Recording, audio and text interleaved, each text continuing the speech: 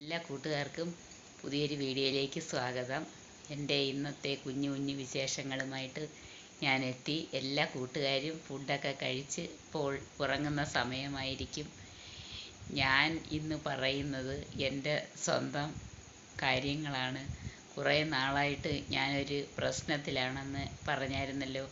എൻ്റെ തലമുടിയുടെ പ്രശ്നം. കൂട്ടുകാരെ, ഇതെൻ്റെ അനുഭവത്തിൽ നിന്ന് പറയുകയാണ്.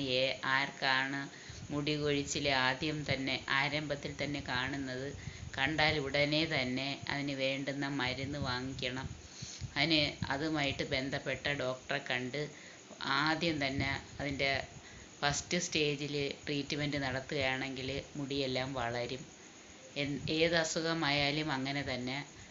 ഇപ്പോൾ എൻ്റെ ഈ തലമുടി ഞാൻ കുറേ നാളായിട്ട് ശ്രമം നടത്തുന്നു. നല്ല മുടി പണ്ട് ഉണ്ടായിരുന്നു, പക്ഷേ ഇപ്പോൾ എല്ലാം പൊഴിഞ്ഞ് മുടി ഇപ്പം തീരെ ഇല്ലാതായിക്കൊണ്ടിരിക്കുകയാണ്. ഓരോ ദിവസങ്ങൾ കഴിയും തോറും വളരുമെന്നുള്ള പ്രതീക്ഷയിൽ ഞാനിരിക്കുന്നെങ്കിലും മുടിയുടെ ശോഷിപ്പാണ് കാണുന്നത്. കൂട്ടുകാരെ, നമ്മൾ ആരംഭത്തിലെ ചില കാര്യങ്ങൾ ചെയ്തെങ്കിൽ വളരത്തുള്ളൂ. ഏത് അസുഖമായാലും അതുപോലെ തന്നെയാണ്. ആരംഭത്തിൽ നമ്മൾ അതിന് വേണ്ടുന്ന ട്രീറ്റ്മെൻറ്റുകൾ കൊടുക്കണം. ഏത് അസുഖമായാലും എന്ത് തന്നെയായാലും എല്ലാം വന്നു കഴിഞ്ഞ് അങ്ങ് അറ്റം പറ്റിക്കഴിഞ്ഞാൽ പിന്നെ വളരത്തില്ല. ഇതിപ്പോൾ ഒരു ചെറിയ പ്രശ്നമാണ്. മുടി ഇപ്പം നമ്മുടെ നിത്യജീവിതത്തിൽ ലേഡീസിൻ്റെ ഒരു സൗന്ദര്യ പ്രശ്നമാണെന്ന് മാത്രമേ ഉള്ളൂ. അല്ലാതെ മുടി കൊണ്ട് വേറെ വേറെ പ്രത്യേകിച്ച് കാര്യമൊന്നും ഇല്ലാത്തത് കൊണ്ട് ഇതിൽ വിഷമിക്കാനൊന്നുമില്ല. അതുകൊണ്ട് ഞാനൊരു കാര്യം പറയുകയാണ്. ആർക്ക് മുടി കൊഴിച്ചിൽ വന്നാലും അപ്പോൾ തന്നെ അതിൻ്റെ സ്കിൻ സ്പെഷ്യലിസ്റ്റിനെ കണ്ട് വേണ്ടുന്ന മരുന്ന് കഴിക്കുക. അതിൻ്റെ റെമഡി ഉടനെ തന്നെ ചെയ്യുക, അല്ലെങ്കിൽ പണി കിട്ടും. ഇപ്പോൾ എനിക്ക് പറ്റിയത് കണക്ക് ഇപ്പോഴും ചില മരുന്നുകളൊക്കെ ഉപയോഗിക്കുന്നുണ്ട്.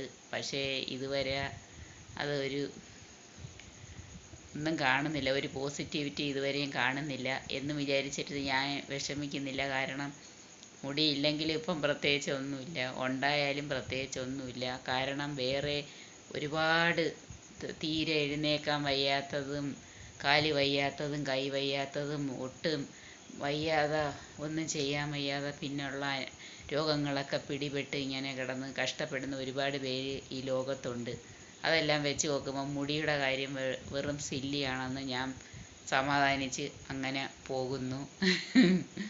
കേട്ടാ കൂട്ടുകാരെ, ഇത് ഞാൻ പറയാൻ കാരണം ഇനി അടുത്ത മരുന്നുകളെല്ലാം ഒരു കോഴ്സ് കഴിഞ്ഞ് പിന്നെ അടുത്തത് വാങ്ങിക്കുന്നതിനുള്ള സമയമായി. അതുകൊണ്ടാണ് ഞാനിതിപ്പോൾ ഓർമ്മിപ്പിക്കുന്നത്. കൂട്ടുകാരെ, എല്ലാവർക്കും എന്തെങ്കിലുമൊക്കെ പ്രോബ്ലംസ് കാണും. പ്രോബ്ലംസ് ഇല്ലെങ്കിൽ ജീവിതമില്ല. ഇങ്ങനെ മുന്നോട്ട് ഉന്തിത്തള്ളി ഓരോരുത്തരും പോകുന്നു എന്നേ ഉള്ളൂ. പിന്നെ അസുഖം അല്ലെങ്കിൽ വേറെ ഏതെങ്കിലും പ്രശ്നങ്ങൾ ആൾക്കാരെ അലട്ടും. ഇതിങ്ങനെ മാറി മറിഞ്ഞ് വന്നുകൊണ്ടിരിക്കും. അതിലൊന്നും ഒരു കാര്യവുമില്ല. നമ്മളിങ്ങനെ ജീവിതം മുന്നോട്ട് കൊണ്ടുപോവുക, അത്രയേ ചെയ്യാൻ പറ്റത്തുള്ളൂ. പിന്നെ ഇങ്ങനെ ചാനലുകളൊക്കെ ഇങ്ങനെ കണ്ടിരുന്നപ്പോൾ ഒരു വാർത്ത കണ്ടു. AC ശരീരത്തിൽ ഫിറ്റ് ചെയ്യാമെന്ന്. ഇനി അതിൻ്റെ ഒരു കുറവും കൂടെ ലോകത്തുള്ളൂ. ഓരോ ദിവസവും എന്തെല്ലാം മാറ്റങ്ങളാണ് വന്നുകൊണ്ടിരിക്കുന്നത്. ഓരോ പുതിയ പുതിയ മെഷീനുകളും എന്ന് വേണ്ട, അങ്ങ് ശാസ്ത്ര പുരോഗതിയും മെഷീൻ്റെ പുരോഗതിയും എല്ലാ തരത്തിലുള്ള പുരോഗതികളും ഉണ്ടെങ്കിലും നമ്മുടെ നാടിൻ്റെ അവസ്ഥ ഇപ്പോൾ ആകെ പ്രശ്നമാണ്. പക്ഷേ ഇന്നത്തെ പത്രം കണ്ടപ്പോൾ ഒരു ആശ്വാസമുണ്ട്. ട്രഷറിയിൽ നിന്നൊക്കെ ബില്ലുകളൊക്കെ, വലിയ ബില്ലുകളൊക്കെ മാറി അയക്കുന്നതിനുള്ള നടപടികളൊക്കെ അധികൃതർ നടത്തി വരുന്നു. അതുകൊണ്ട് കുറേ ആൾക്കാരെങ്കിലും അവരുടെ കാര്യങ്ങളൊക്കെ ഇങ്ങനെ നടത്തി ഇങ്ങനെ ഓരോ സ്ഥാപനങ്ങളൊക്കെ ഇങ്ങനെ മുന്നോട്ട് പോകും. ഒരു പ്രതീക്ഷയെങ്കിലും ആയി. പത്രത്തിൽ ആ വാർത്ത കണ്ടപ്പോൾ ആകപ്പാടെ പല സ്ഥാപനങ്ങളും ഇങ്ങനെ ബുദ്ധിമുട്ടിലായിരുന്നു. കുറേ ഒരു ആശ്വാസം പലർക്കും ഉണ്ടാകും. ഇതുമൂലം തടഞ്ഞിരുന്ന ഒക്കെ മാറി എല്ലാം ഇങ്ങനെ പ്രതീക്ഷിക്കാനേ പറ്റൂ. ഓരോന്ന് കിട്ടുമെന്ന്. പക്ഷേ ചിലതൊന്നും നടക്കത്തില്ല. നമ്മൾ വിചാരിക്കുന്നത് എല്ലാ കാര്യങ്ങളും ഒന്നും നടക്കത്തില്ല. നമ്മളിങ്ങനെ ജീവിക്കുന്നു. ഞാൻ പല ആളുകളുടെയും ചാനലുകളെല്ലാം കാണാറുണ്ട്. അതിൽ 1-2 പേരുടേത് എനിക്ക് വളരെ ഇഷ്ടമാണ്.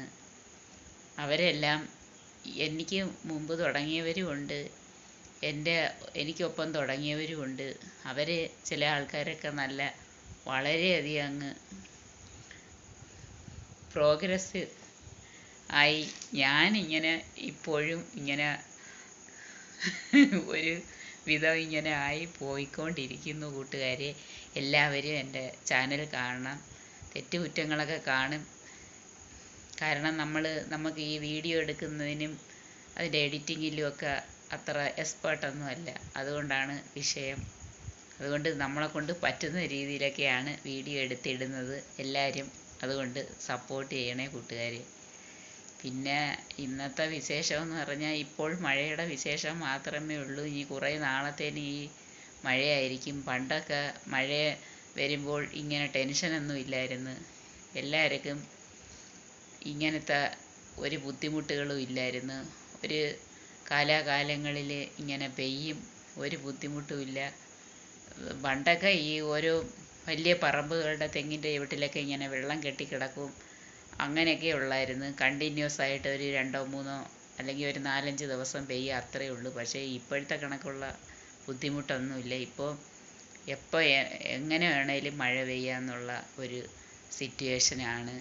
ഇതെല്ലാം നമ്മൾ തന്നെ വരുത്തി വയ്ക്കുന്ന ഇത് ആണ്. ഈ കേരളത്തിലാണെങ്കിൽ എല്ലായിടത്തും നമ്മളിങ്ങനെ പല സ്ഥലങ്ങളിൽ യാത്ര ചെയ്യുകയാണെങ്കിൽ നമ്മുടെ കേരളത്തിൽ വലിയ വലിയ മണിമാളികകളും എല്ലാം ഇങ്ങനെ കെട്ടിപ്പൊക്കുകയാണ്. എല്ലായിടത്തുനിന്നും മണ്ണും എടുത്ത് എല്ലാം ഇങ്ങനെ പരിസ്ഥിതിക്ക് ഒരുപാട് പ്രോബ്ലംസാണ്. അത് കാരണമാണ് ഈ മഴയും ഈ കഠിനമായ ചൂടും എല്ലാം ഉണ്ടാകുന്നത്. നമ്മൾ തന്നെയാണ് ഈ വരുത്തി വയ്ക്കുന്നത്. എനിക്ക് ഇപ്പം ഇതെല്ലാം ആലോചിക്കുമ്പം പണ്ടൊക്കെ ഒരു ടെൻഷനും ഇല്ലായിരുന്നു. ഇപ്പോൾ ആകെ ടെൻഷൻ തന്നെയാണ്. കാരണം അവിടെ ഓഫീസിൽ ചെല്ലുമ്പോൾ തന്നെ നല്ല വെള്ളം ഉണ്ട്. അങ്ങനെ വെള്ളമെല്ലാം കാണുമ്പോൾ നമുക്കൊരു നെഞ്ചിടിപ്പാണ്. ഇതെന്തുമായിരിക്കുമെന്ന്. അങ്ങനെ എന്തായാലും പിന്നെ 2-3 ദിവസം കഴിയുമ്പോൾ അത് അങ്ങ് കുറയും. എങ്കിലും നമ്മുടെ ഉള്ളിൽ ഒരു എന്തെന്നില്ലാത്ത ഒരു ഭയം ഇങ്ങനെ ഉണ്ട്. പിന്നെ എല്ലാവരും ഉറങ്ങാനുള്ള ശ്രമത്തിലായിരിക്കും. എനിക്ക് വീഡിയോ എടുക്കാൻ ഈ സമയത്താണ് പറ്റുന്നത്. അതുകൊണ്ടാണ് ഞാൻ ഈ സമയത്ത് വീഡിയോ ഇടുന്നത്. ഞാൻ വീഡിയോ ഇടുന്ന സമയമാകുമ്പോൾ എല്ലാവരും ഉറക്കമാവും. അതുകൊണ്ട് ആരും കാണാറില്ല. എന്നാലും സമയം കിട്ടുമ്പോൾ എല്ലാവരും കാണണം. എൻ്റെ കുഞ്ഞു കുഞ്ഞു കാര്യങ്ങളാണ് ഞാനീ പറയുന്നത് കൂട്ടുകാർ. പിന്നെ വേറെ വിശേഷങ്ങളൊന്നുമില്ല. എല്ലാ കൂട്ടുകാർക്കും ഗുഡ് നൈറ്റ്.